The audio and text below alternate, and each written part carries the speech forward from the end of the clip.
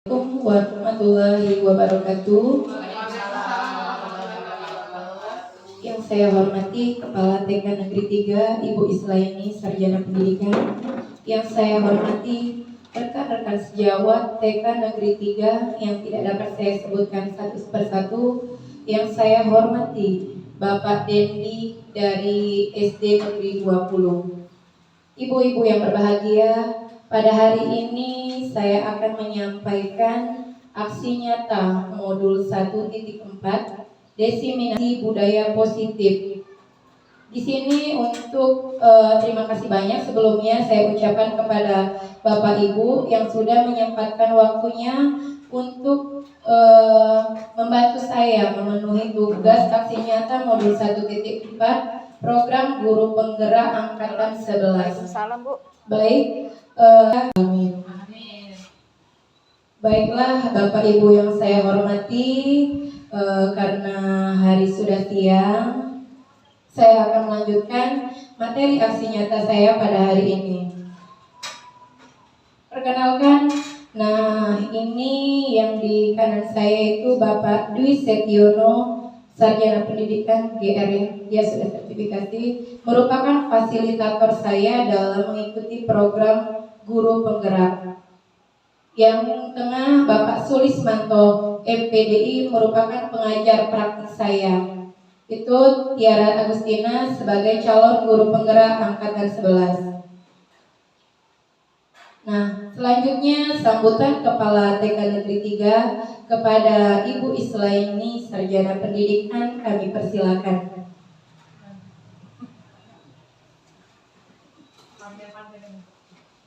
Assalamualaikum warahmatullahi wabarakatuh. Waalaikumsalam warahmatullahi wabarakatuh.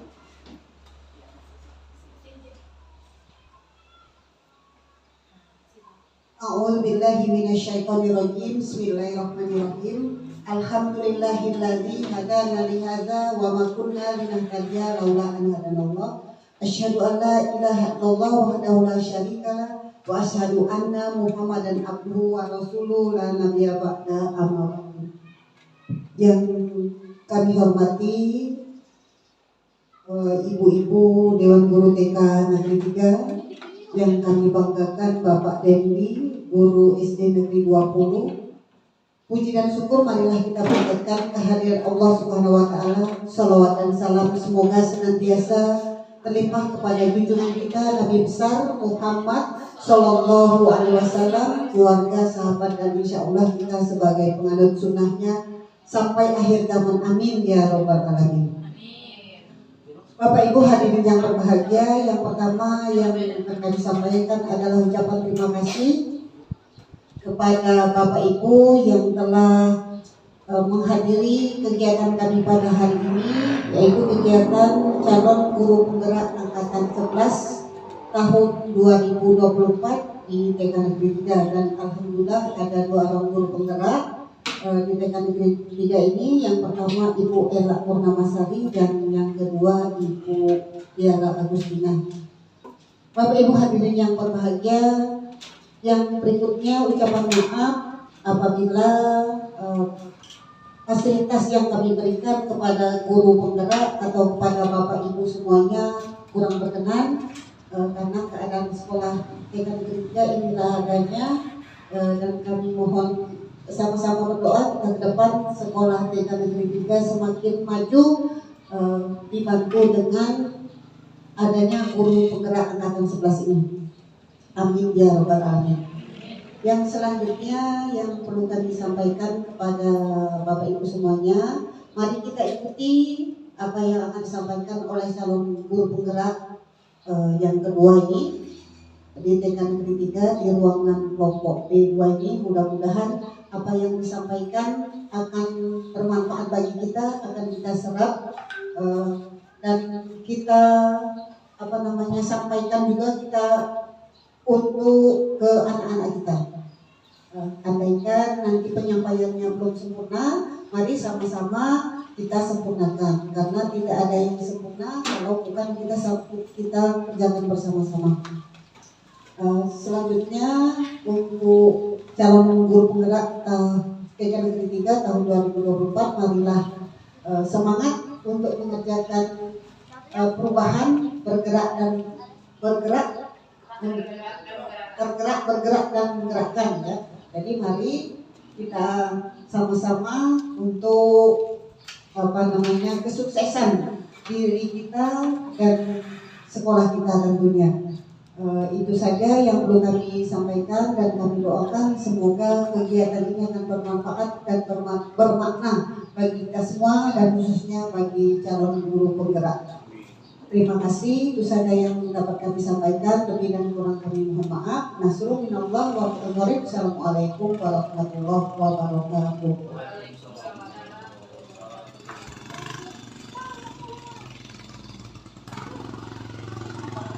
Terima kasih kami ucapkan kepada Ibu Islaini Sarjana Pendidikan selaku Kepala TK Negeri 3 Kota Pagar Alam. Bapak Ibu yang saya hormati, kita sudah tahu bahwa TK Negeri 3 ini alhamdulillah salah satu TK penggerak angkatan kedua, TK penggerak pertama di Kota Pagar Alam ya Bapak Ibu. Kasih aplaus dulu untuk TK Negeri 3.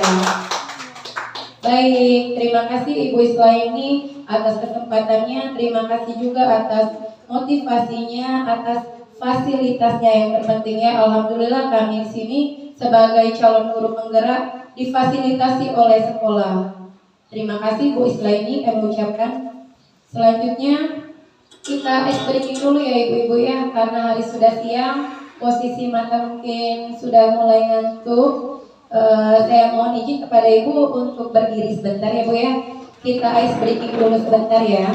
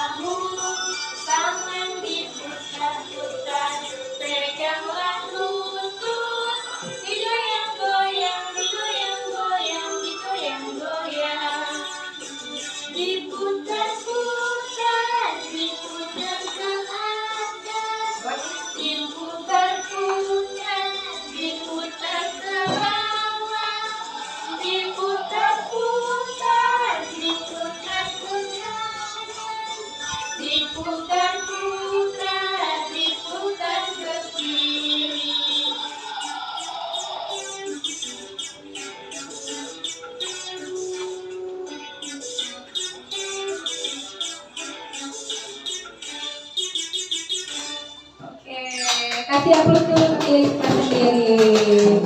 Terima kasih.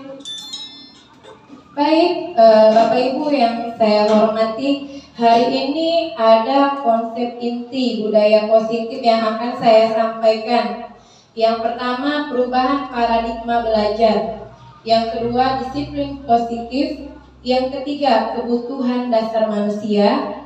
Yang keempat, nilai-nilai kebajikan. Yang kelima, posisi kontrol. Yang keenam, teori motivasi. Yang ketujuh, segitiga restitusi. Yang kedelapan, keyakinan kelas. Nah, konsep inti budaya positif ini merupakan pembelajaran yang telah kami laksanakan pada modul 1.4. Nah, pada hari ini saya akan mencoba membagikan praktik baik kepada Bapak Ibu sekalian. Baik, selanjutnya di sini ada perubahan paradigma belajar. Kita sudah tahu bahwa perubahan paradigma pembelajaran ini merupakan pergeseran antara stimulus dan respon ya, Pak. Menjadi teori kontrol yang terdiri dari ilusi guru mengontrol murid, ilusi bahwa kritik dan membuat orang merasa bersalah. Pernah Bapak Ibu membuat orang merasa bersalah? Pernah ya. Nah, terus dapat menguatkan karakter. Ilusi bahwa semua penguatan positif, efektif, dan bermanfaat. Tentunya pada saat kita membuat orang merasa bersalah itu pasti kita memiliki tujuan ya Bapak Ibu ya. Supaya apa? Supaya kita bisa menciptakan suasana yang positif, efektif, dan bermanfaat. Ilusi bahwa orang dewasa memiliki hak untuk memaksa. Nah, di sini saya akan bertanya dulu kepada Bapak Ibu guru hebat pada hari ini. Kita refleksi dulu ya. Selaku guru pernah tidak memaksa kepada murid? Pernah Pak Dendi. Kalau Bella pernah Bella? Pernah ya. Saya juga pernah melakukan itu. Sebenarnya hal yang seperti itu sudah kita lakukan ya Pak ya, sama-sama sudah kita lakukan. Ternyata setelah saya mengikuti program guru penggerak ini, ternyata itu ada rangkaiannya.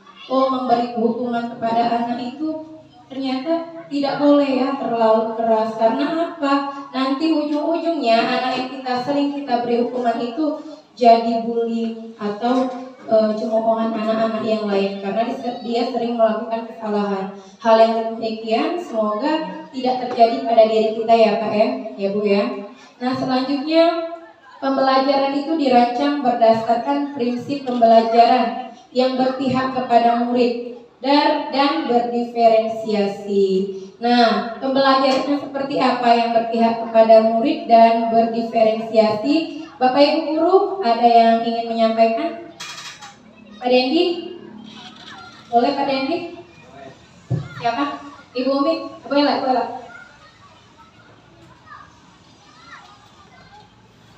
Baiklah, di sini saya akan menyampaikan terkait tentang pembelajaran yang berpihak kepada murid dan berdiferensiasi. Di sini yang sepemahaman saya, ketika kita sebagai seorang guru akan melaksanakan kegiatan pembelajaran yang berpihak kepada murid serta berdiferensiasi itu, hal yang pertama dilakukan itu melakukan analisis diagnostik awal. Di mana kegiatan asesmen yang dilakukan ini untuk mengkategorikan karakteristik anak, minat dan bakat anak.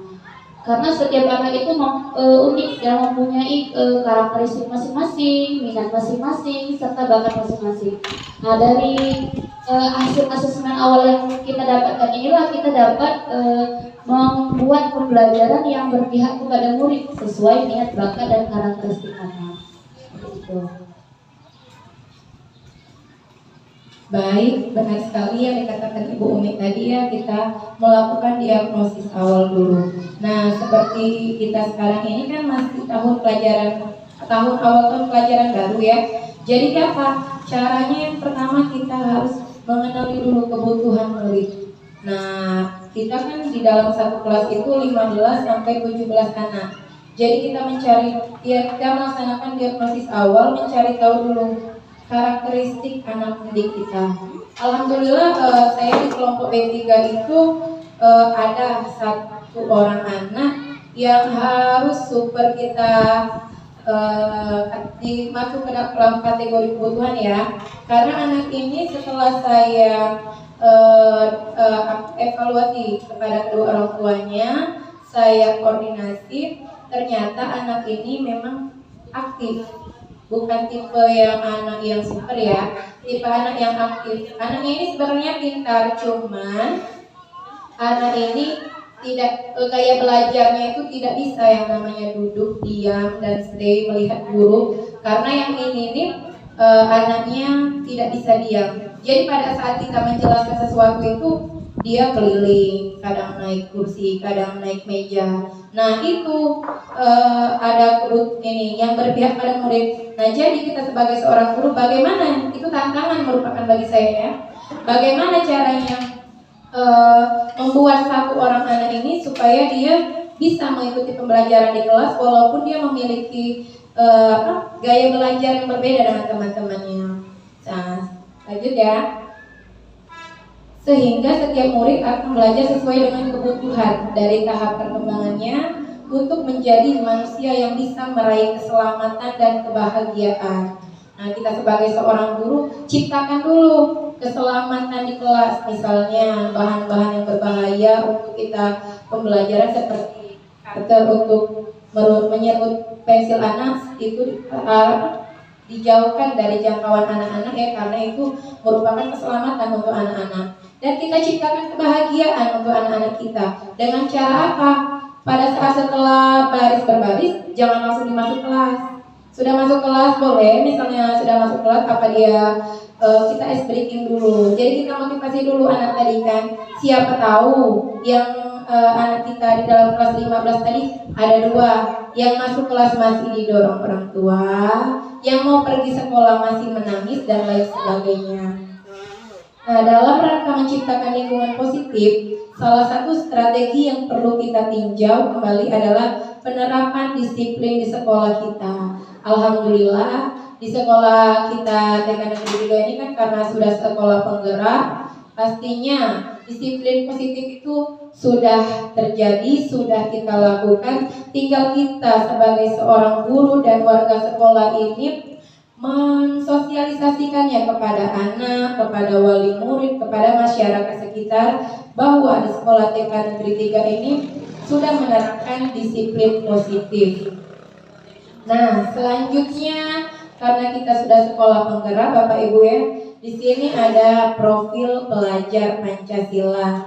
Pertama mandiri, bernalar kritis, kreatif, gotong royong, kebinekaan global ya. Terus, nah yang pertama beriman dan bertakwa dan berakhlak mulia.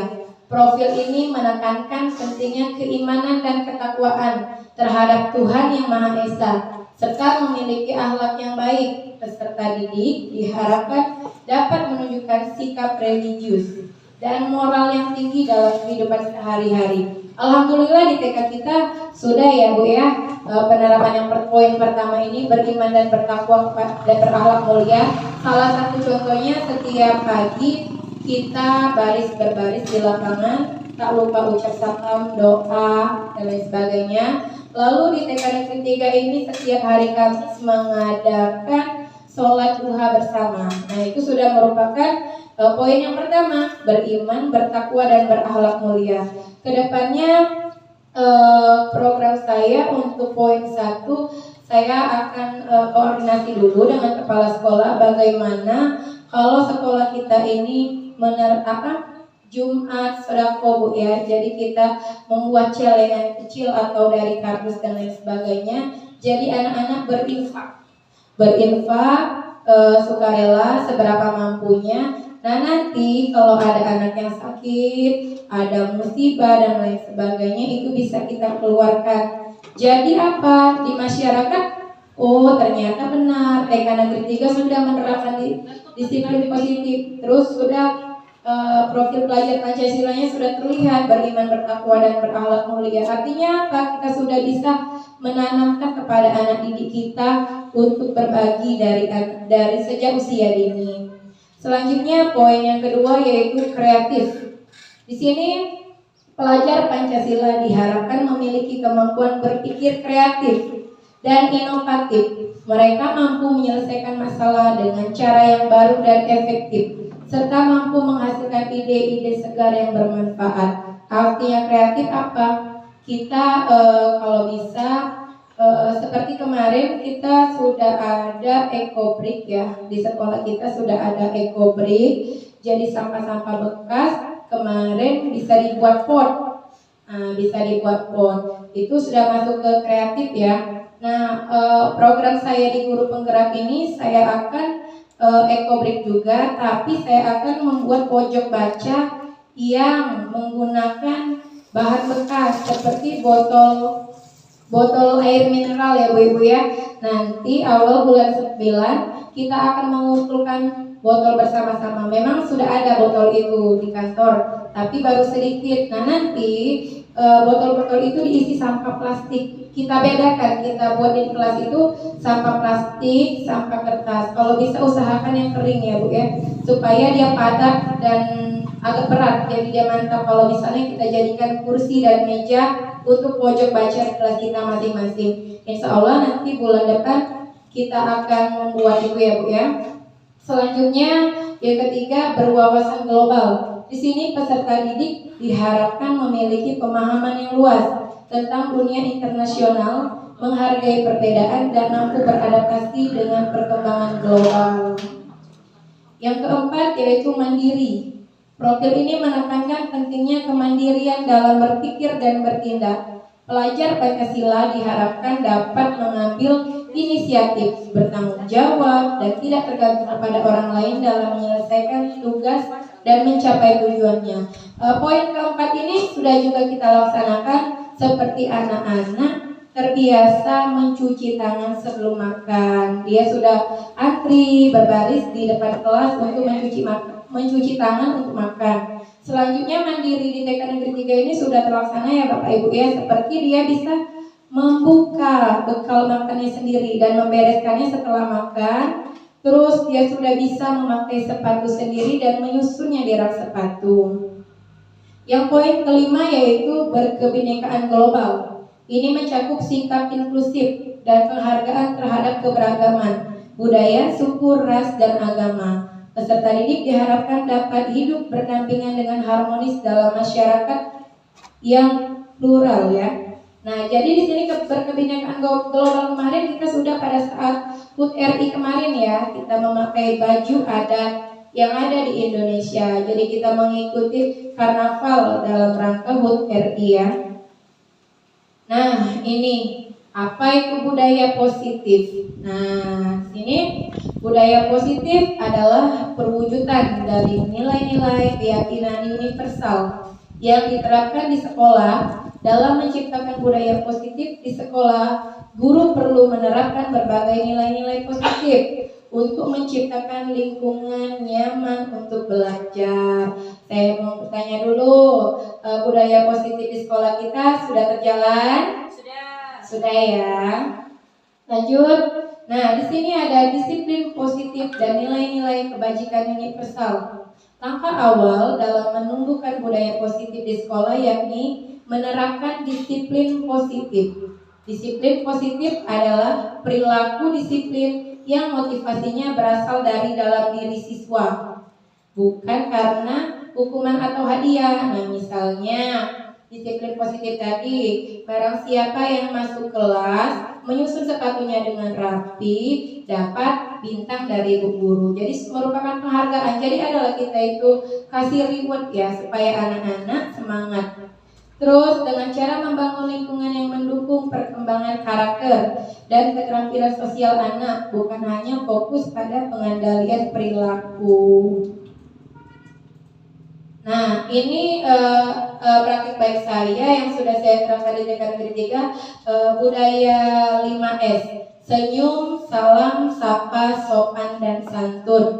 Nah, kemarin saya menerapkannya membuat stiker ya.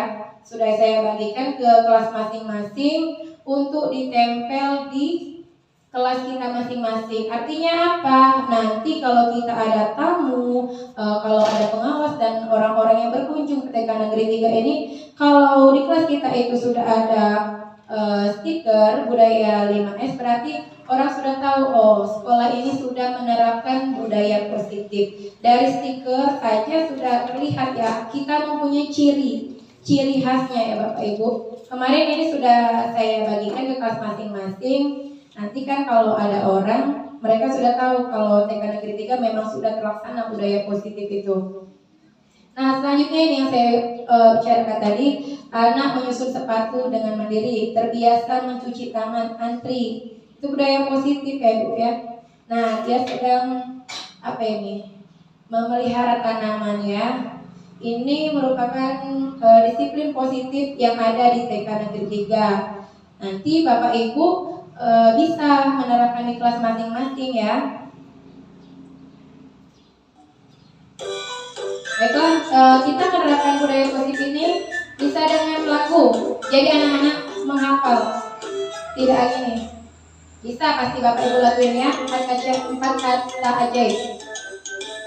Sama-sama yuk nyanyi yuk. Kalau berbuat salah bilang maaf. Kalau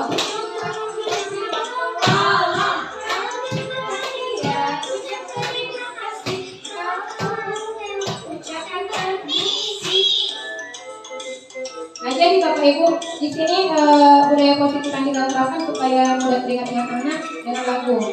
Salah bilang maaf, kalau butuh bantuan minta tolong, kalau hadiah ucap terima kasih, kalau kamu lewat ucapkan permisi. Tepuk tangan dulu kita semua. Jadi Bapak Ibu nanti di kelas bisa diajarkan ya budaya positif pakai 4 kata ajaib. Selanjutnya, kebutuhan dasar manusia dan dunia berkualitas. Nah, di sini dalam ilmu psikologi, kebutuhan dasar manusia itu sangat mempengaruhi karakter anak. Kita di lingkungan sekolah ya, perilaku dan tindakan seseorang. Kebutuhan dasar manusia ini dapat diartikan sebagai unsur-unsur yang diperlukan oleh manusia. Nah, untuk mempertahankannya keseimbangan fisiologis dan psikologisnya, William Gloucester membagi kebutuhan dasar manusia menjadi 5 hal, yakni kebutuhan bertahan hidup, kebutuhan akan kasih sayang dan rasa diterima, kebebasan, kesenangan dan penguasaan. Nah, 5 kebutuhan dasar manusia ini, apakah Bapak Ibu sudah mempunyai semua? Sudah? Sudah. Nah, yang pertama itu kebutuhan bertahan hidup. Ada yang bisa memberikan contoh kebutuhan bertahan hidup, Bu Ella? Menurut saya kalau kebutuhan bertahan hidup itu sandang, pangan, apa seperti itu. Baik, terima kasih Bu Ella. Benar sekali yang dikatakan Ibu Ella. Nah, yang selanjutnya kebutuhan akan kasih sayang. Apakah butuh kita kasih sayang?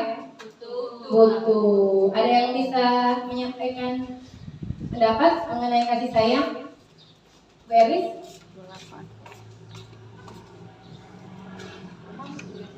Di dalam. Baiklah, menurut saya kebutuhan akan kasih sayang dan rasa diterima. Otomatis kan anak-anak semua itu memerlukan kasih sayang. Yang pertama kasih sayang dari orang tuanya. Yang kedua otomatis kita sebagai gurunya itu sebagai pengganti orang tua di rumah, anak-anak juga membutuhkan kasih sayang di sekolah. Ketemu orang tua itu kan kebutuhan akan kasih sayang dan rasa diterima. Berarti anak itu kita sayangi selaku anak kita sendiri dan kita terima apa adanya. Seperti itu Bu Jaya. Terima kasih Bu Erlis. Yang selanjutnya kebebasan, langsung saja nih ya, kebebasan, kesenangan dan penguasaan. Ada yang bisa memberikan pendapat? Ibu Mufidah, boleh? Siswa juga butuh kebebasan dalam arti kebebasan untuk mengeksplor keinginannya serta menampilkan kemauan-kemauannya. harus bebas, harus diberi kebebasan dalam hal itu. Kemudian kesenangan, siswa itu juga punya keinginan, dan keinginan ini kalau dipenuhi maka akan timbul kesenangan. Itu harus diperhatikan juga oleh gurunya. Selanjutnya penguasaan.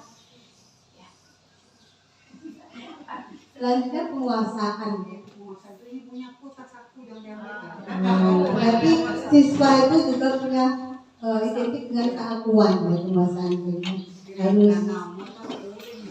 Harus mempunyai hal-hal yang dianggap miliknya, tidak boleh diambil orang lain.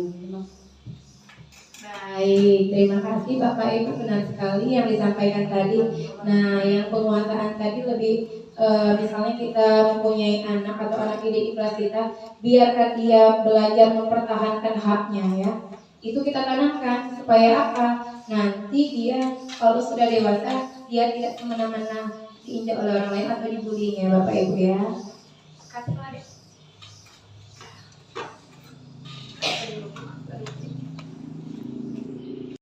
Dasar manusia dan dunia berkualitas. Nah, benar yang sudah Bapak Ibu guru sampaikan tadi bahwa kita manusia ini mempunyai 5 kebutuhan dasar ya.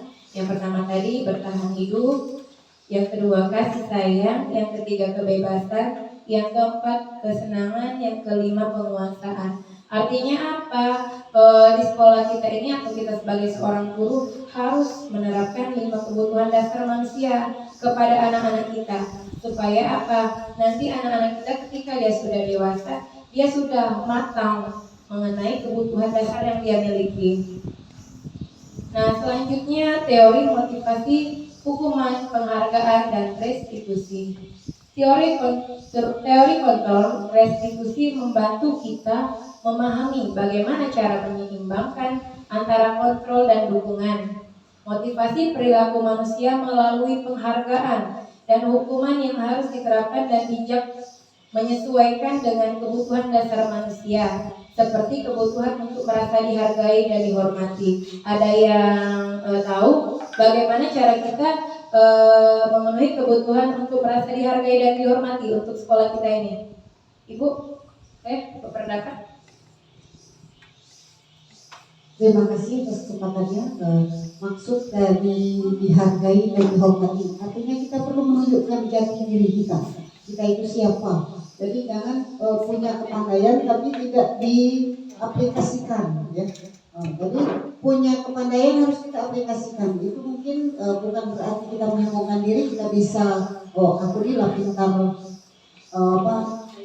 buka IT misalnya, pintar buat apa APK misalnya. Itu memang perlu di dalam kebutuhan manusia itu ada perlu jati diri kita. Memang itu bu guru yang itu memang pintar ini ya. Jadi jangan istilahnya kita diam. Makanya kami berpesan kepada guru TK khususnya dan kepada Pak Dendi ya, kita harus tunjukkan bahwa kita bisa. Jangan kita kalah dengan guru SMP dan SMA. Jadi perlu kita jati diri kita tunjukkan kepada khalayak masyarakat yang membutuhkan, yang di depan kita itu sesuai dengan keadaan kita. Bukan berarti kita di depan petani kita dicek, aku ini sarjana, aku ini baca IT, salah macam-macam itu kan, karena sesuaikan dengan kondisi. Kalau guru boleh di depan guru, aku memang sudah bisa, jadi yang kita kerjakan selesai seperti itu. Jadi jangan hanya janji-janji, iya nanti saya kerjakan tapi tidak ada buktinya. Jadi tunjukkan jati diri kita bahwa kita bisa. Dan selebihnya juga kita bahwa bukan berarti jati diri kita itu untuk orang kita, bukan ya. Jadi sebagian untuk ibadah. Dan jadi jangan aku saja nggak kayak saya terus yang itu ya. Jadi punya nilai ibadah, biar saya mengerjakannya, mudah-mudahan Allah akan tahu ibadah kita seperti apa. Itu saja, terima kasih. Assalamualaikum warahmatullahi wabarakatuh. Terima kasih Ibu, benar sekali apa yang disampaikan oleh Ibu tadi. Nah, kalau kita sebagai seorang guru, kita juga bisa menerapkan penghargaan itu di dalam kelas. Misalnya pada anak setelah belajar atau bermain mengembalikan ke tempat asalnya. Misal buku tadi ditaruh di loker lagi, pensil dikembalikan lagi ke tempatnya. Kita beri penghargaan bagi anak-anak yang sudah melakukan itu dengan cara apa? Kita beri tepuk tangan atau kita bisa beri dengan tepuk salut ya Bu ya. Seperti ini misalnya Ibu Herlis jadi anak murid saya ya. Misalnya Bu Herlis sudah menerapkan budaya positif. Ibu Herlis, ini pensil Herlis, silakan kembalikan lagi ke tempatnya.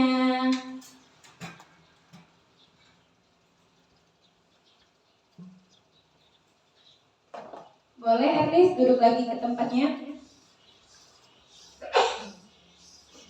Terima kasih Herlis. Nah, karena Herlis sudah menaruh pensil ke tempatnya, Herlis Ibu kasih tepuk salut karena Herlis sudah pintar hari ini. Yuk, tepuk salut. Salut, salut. Salut, salut. Salut. Nah, seperti itu Bapak Ibu ya. Dengan cara dikasih penghargaan seperti itu, Ibu Herlis tadi semangat lagi. Oh besok-besok lihat teman-temannya kan. Oh besok-besok aku nak lulu Herlis taruh lagi situ biar dikasih tepuk salut sama ibu guru. Padahal cuma tepuk ya Bapak Ibu guru, tapi luar biasa respon anak itu. Oh berarti dia merasa dihargai oleh ibu guru ya. Selanjutnya restitusi dan 5 posisi kontrol. Dalam menerapkan budaya positif ini, guru berperan sebagai pemantau perilaku siswa. Guru bertanggung jawab dalam mengarahkan dan menuntun siswa ke jalan yang benar saat melakukan perilaku menyimpang. Bapak Ibu guru pernah melakukan itu? Pernah menegur anak pada saat dia melakukan perilaku dan menyimpang dari aturan di kelas kita? Pernah ya. Nah, 5 posisi kontrol ini yang pertama itu sebagai penghukum, yang kedua pembuat merasa bersalah, yang ketiga teman, yang keempat pemantau, yang kelima sebagai manajer. Nah, Bapak Ibu sering melakukannya poin 1, 2, 3, atau 4 atau 5. Sebagai apa Bapak Ibu kalau memposisikan diri? Poin 3 ya. Sebagai teman ya Bu ya. Iya, karena kita di lingkungan anak-anak ya Bu ya. Nah, sebagai teman. Kalau penghukum itu biasanya jarang terjadi kalau di anak TK ya. Mungkin itu di tingkat SMA. Karena kalau tingkat SMA mungkin kalau tidak diberikan hukuman ya mungkin ngulang lagi ya. Kalau di TK lebih ke teman. Mungkin kita lebih ke pendekatan kepada anak ya. Nah, selanjutnya segitiga restitusi. Suatu proses dialog yang dijalankan guru atau orang tua agar dapat menghasilkan murid yang mandiri dan bertanggung jawab. Keinginan untuk melakukan nilai-nilai baik dapat ditumbuhkan dengan konsep segitiga restitusi. Restitusi adalah upaya mendisiplinkan siswa dengan meminta siswa bertanggung jawab dalam menyelesaikan masalahnya. Segitiga restitusi terdiri dari 3 tahapan, yaitu melakukan validasi, tindakan yang salah, menanyakan keyakinan dan menstabilkan identitas. Benar yang video disampaikan Ibu Ella tadi ya, contohnya tadi itu salah satu contoh segitiga restitusi. Nah, yang terakhir yaitu keyakinan kelas. Keyakinan kelas itu adalah nilai-nilai kebaikan atau prinsip yang disepakati bersama dengan mengembangkan keyakinan yang kuat di kelas tentang pentingnya belajar dan saling menghargai, merupakan kunci untuk menciptakan suasana yang positif.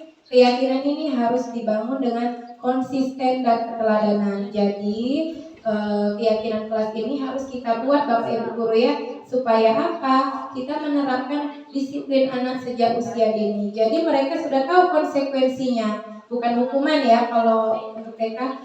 Misalnya anak tidak melanggar keyakinan kelas di sekolah kita, kita boleh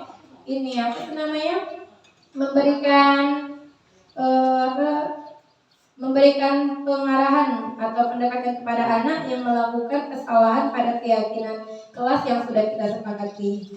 Nah, ini salah satu contohnya pada saat saya membuat keyakinan di kelas.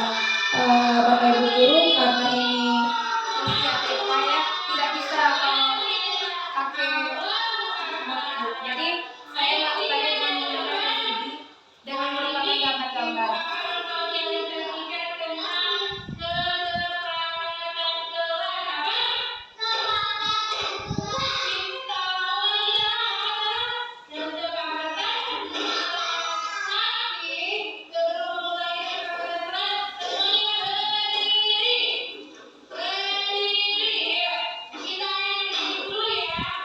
Jadi sebelum saya mengajar anak-anak kesempatan kelas, saya harus briefing dulu ya, supaya dia fokus ke saya.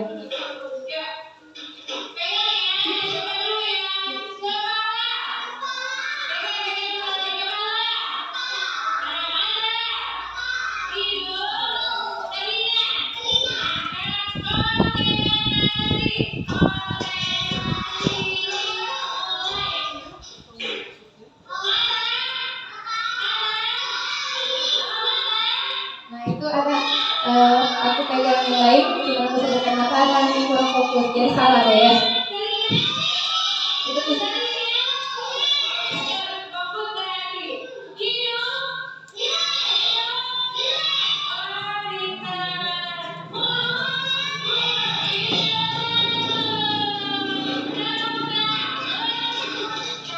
Ini salah satu contoh kita kasih penghargaan ya Bapak Ibu ya, karena dia sudah ikut andil ke program kita.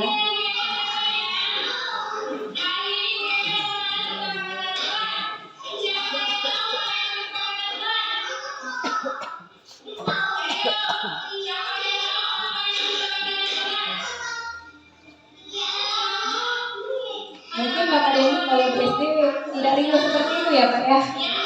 Berhubung ini TK ya, namanya anak-anak, ya seperti itulah.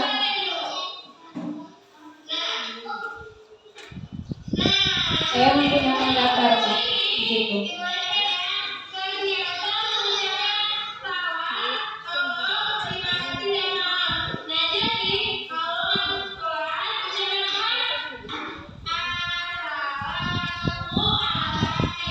Itu anak yang salah satu yang saya bicarakan tadi, memang dia anaknya pengen tahu yang tinggi ya Pak. Jadi setiap saya mengajarkan dia selalu itu panggil di belakang.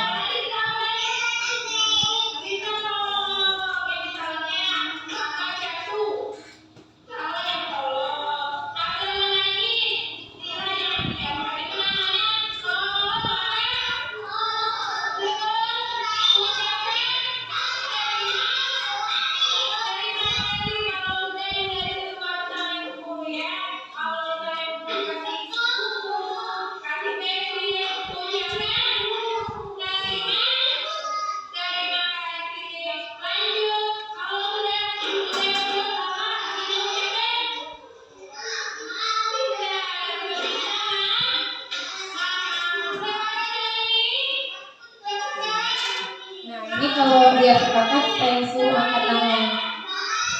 Karena kalau pengennya saya tadi kalau sepakat dia harus menyentui dengan bintang. Cuman karena saya lumayan aktif, jadi kayaknya tidak bisa itu. Jadi hanya angkat tangan saja pada dia kalau dia sudah sepakat. Nah itu salah satunya. Yakin ya.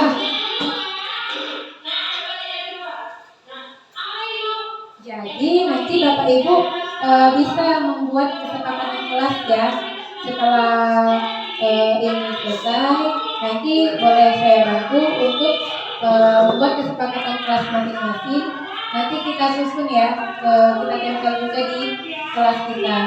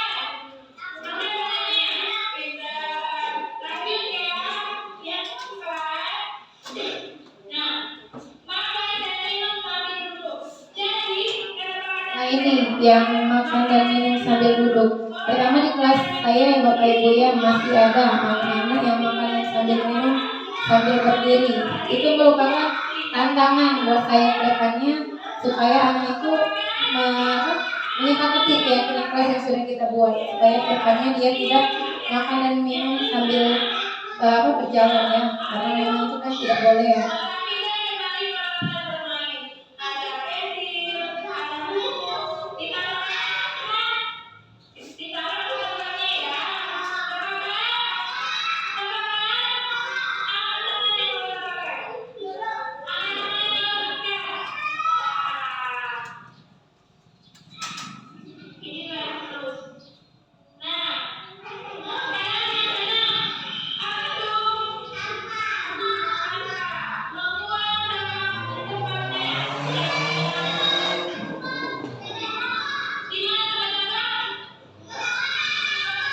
Karena di TK disiplin positifnya sudah berjalan, jadi anak-anak tahu kalau sampah itu tahu tempat sampah dan ketika tahu dia sudah bisa, karena pada saat kegiatan MPLS kemarin itu sudah dijelaskan atau sudah diberikan sosialisasi kepada anak tentang membuang sampah pada tempatnya.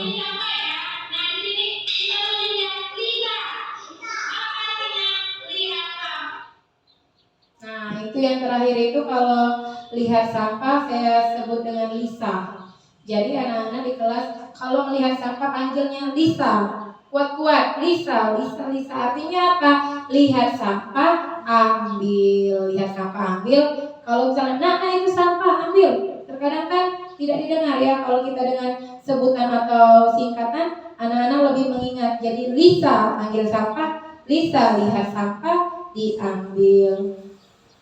Nah itulah Bapak Ibu.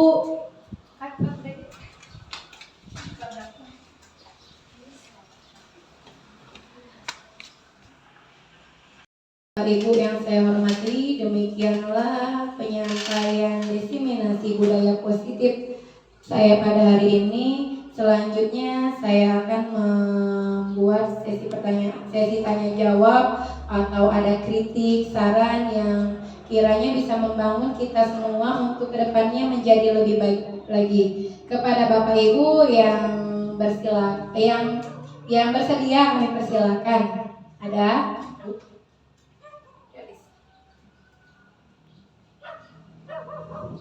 Baiklah, saya akan bertanya ke Ibu Tiara Agustina.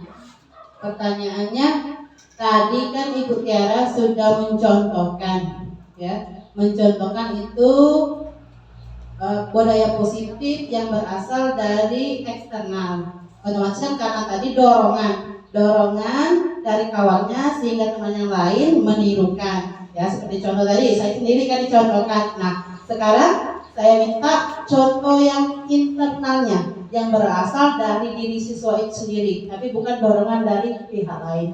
Itu saja. Terima kasih Bu Erlis untuk pertanyaannya.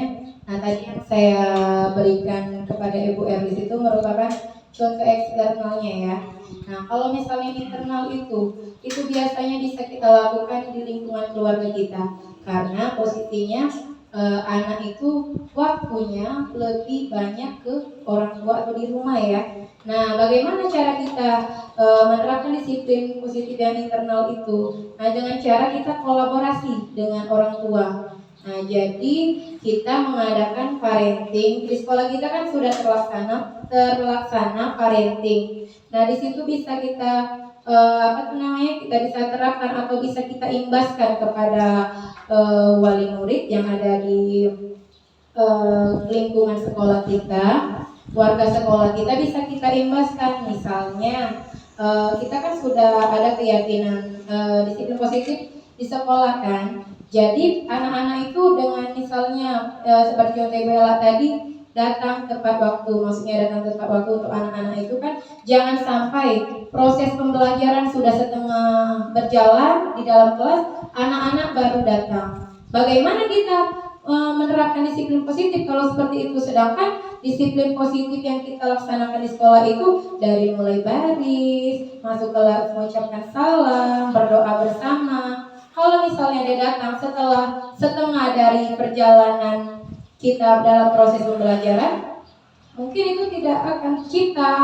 Nah, jadi kita sebagai seorang guru itu pandai-pandai berkolaborasi dengan anak dan orang tuanya. Jadi kita benar kata Ibu Umi tadi, kita cari tahu dulu apa penyebabnya. Nah, kita panggil orang tuanya dengan cara apa, kita bawa ke kantor ya Bu ya.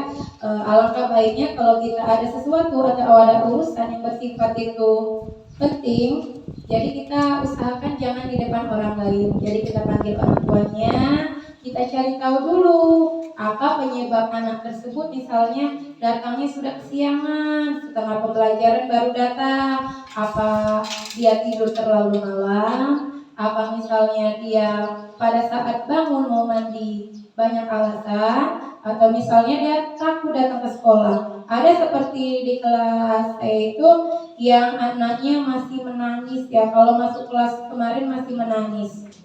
Nah, tapi alhamdulillah semenjak Ibu Isla ini sudah melaksanakan manggil orang tuanya dan dipanggil, ternyata anak itu anak bungsu, si Nyanya itu ya, anak bungsu. Jadi sifat manjanya masih ada. Nah, satu lagi itu Hazen. Hazen ini kalau masuk kelas kalau nggak nangis rasanya kurang afdol ya.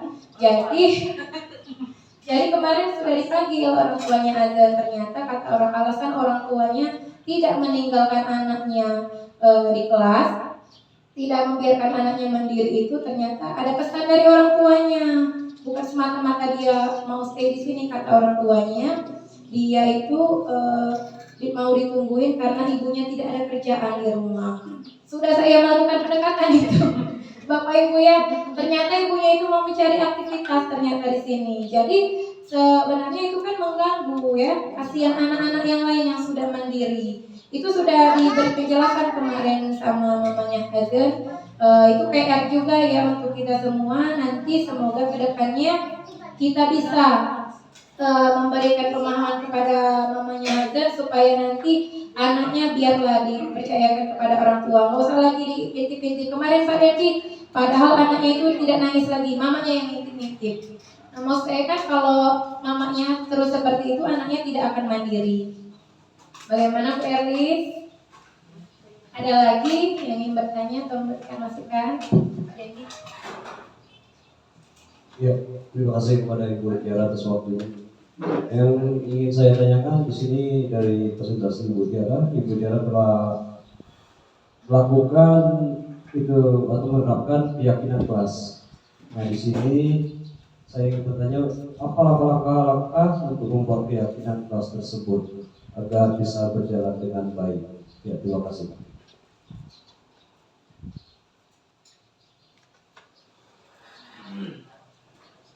Baik, terima kasih Pak Dendi atas pertanyaannya. Langkah-langkah yang saya lakukan untuk keyakinan kelas yaitu kita lihat dulu kebutuhan murid yang ada di kelas kita ya Bapak Ibu ya.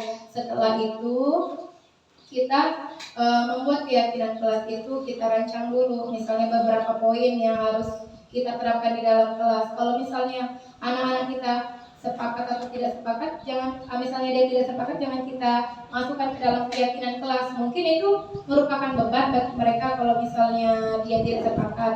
Alhamdulillah ke-6 poin yang saya sampaikan untuk kesepakatan kelas tadi sudah saya perhatikan dulu Pak Dendi ya, sudah saya lihat dulu situasi di kelas saya. Ternyata membuang sampah pada tempatnya itu kenapa saya masukkan ke dalam kesepakatan kelas? Karena di kelas saya rata-rata itu masih, karena kan ini baru bulan kedua proses pembelajaran ya. Jadi anak-anak belum terbiasa. Jadi dia menaruh plastik sampah itu, bekas makan itu kemarin ada yang di jendela. Itu kan tidak terduga di jendela. Biasanya kalau anak-anak itu membuang sampah di lantai, itu kemarin di pinggir jendela. Jadi saya berpikir ternyata membuang sampah ini harus saya masukkan ke kesepakatan kelas. Terus yang kedua ada membereskan makan dan minum setelah makan kan. Ada salah satu anak ya, anak yang tadi setelah makan dia tidak mau membereskan tempat makan dan minumnya. Setelah saya tanya kepada kedua orang tuanya, ternyata memang anak ini balik lagi ke manja, terus di rumah dia pembiasaannya memang belum terlaksana. Jadi setiap sudah makan ibunya terus yang membereskan. Jadi dia merasa di sekolah ini padahal teman-temannya sudah membereskan tempat sesuai dengan tempatnya satu anak itu. Nah itu saya untuk merubah anak tersebut, jadi saya masukkan ke kesepakatan kelas. Bagaimana Pak Dendi?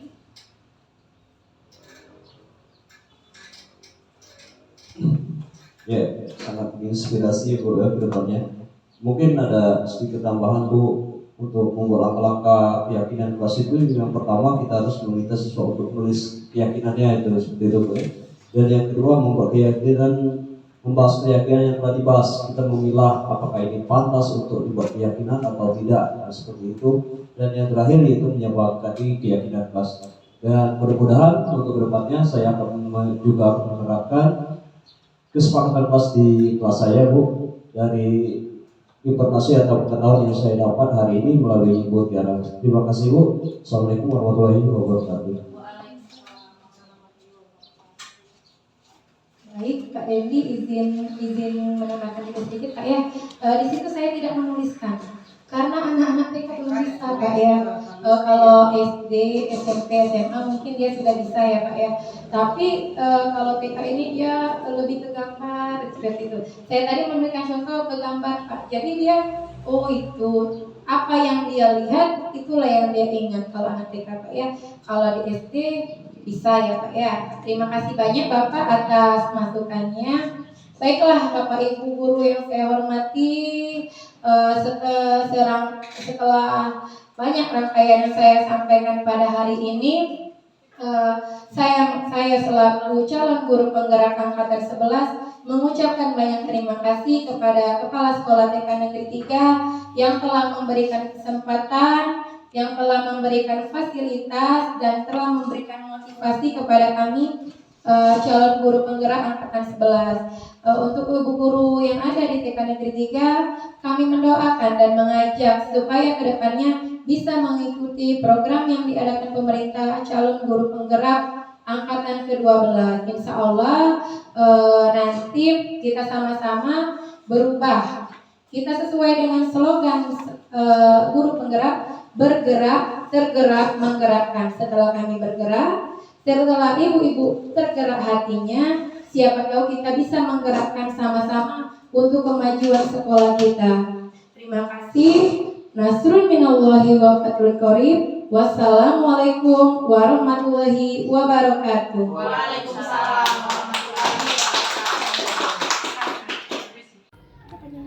Assalamualaikum warahmatullahi wabarakatuh. Perkenalkan, nama saya Umi Fadlah dari TK Negeri 3 Pagar Alam, merupakan teman sejawat dari Ibu Tiara Agustina SPD, di mana beliau sedang melaksanakan pendidikan calon guru penggerak angkatan 11. Di sini saya ingin menyampaikan kesan, pesan, saran serta refleksi dari penyampaian dari Ibu Tiara berkenaan dengan diseminasi budaya positif di TK Negeri 3 Pagar Alam. Dalam hal tersebut, apa yang disampaikan Ibu Tiara Agustina sangat-sangat relevan, sangat-sangat membantu dan memotivasi kami sebagai guru di TK Negeri 3 Pagar Alam berkaitan dengan penerapan budaya positif, mulai dari penyambutan anak, mulai dari pelaksanaan pembelajaran, dan kemudian sampai ke evaluasi pembelajaran. Di sini kami sangat termotivasi dalam penyampaian Ibu Tiara berkenaan dengan bagaimana kita seorang guru menjadi manajer. Nah, di sini kita menjadi manajer bagi peserta didik dalam menerapkan budaya positif. Jadi jangan sampai kita guru ini menjadi penghukum, bukan sebagai manajer. Terus apa yang disampaikan Ibu Tiara sangat relevan dengan apa yang telah dilakukan di TK Negeri 3 Pagar Alam berkenaan budaya positif.